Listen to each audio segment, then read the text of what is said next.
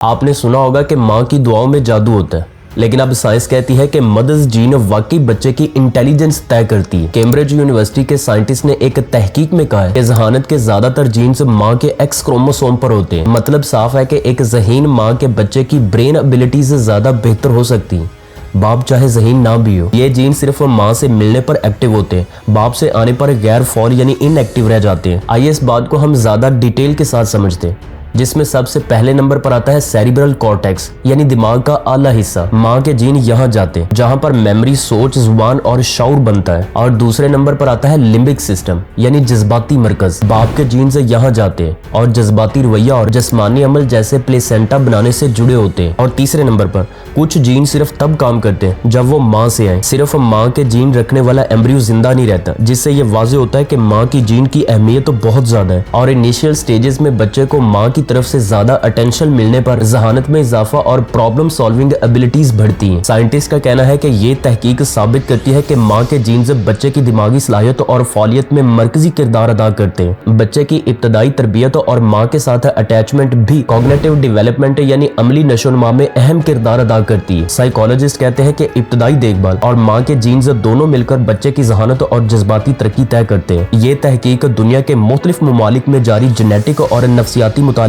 से भी मुताबिकत रखती है। और यही नहीं, एक्स क्रोमोसोम्स पर जहानत के जीन्स पहले से भी दरियाफ्त किए जा चुके हैं और माँ की इब्तदाई केयर बच्चों में बेटर लर्निंग आउटकम्स दिखाती है। और फिर कई स्टडीज ये भी बताती है कि इमोशनल बॉन्डिंग दिमाग की प्लास्टिसिटी और प्रॉब्लम सॉल्विंग में अहम किरदार अदा करती है। पाकिस्तान में बच्चों की इब्तदाई परवरिश अक्सर घरेलू माहौल और माँ के ताल्लुक पर मुनहसर होती है। तहकीक के मुताबिक वो बच्चे जो इब्तदाई सालों में माँ की तवज्जो और केयर हासिल करते हैं, तालीम और ज़हनी नशोनुमा में आगे निकल जाते हैं। इसलिए माँ का रोल सिर्फ जीन नहीं बल्कि तरबियत, मोहब्बत और रहनुमाई भी है। और ये स्टडी ये बताती है कि माँ वाकई बच्चे की जहानत में अहम किरदार अदा करती है। सिर्फ जीन नहीं बल्कि माँ के साथ इब्तदाई ताल्लुक और देखभाल भी बच्चे के दिमाग और शख्सियत की नशोनुमा में अहम है। फाइनली आप यूं कह सकते हैं कि माँ की मोहब्बत, तरबियत और तवज्जो बच्चे के फ्यूचर को रोशन करते हैं। अब लास्ट पे आपसे क्वेश्चन ये कि क्या जहानत वाकई जीन से आती है या माँ की परवरिश भी उतना ही अहम किरदार अदा करती है? कमेंट सेक्शन में जरूर बताइए।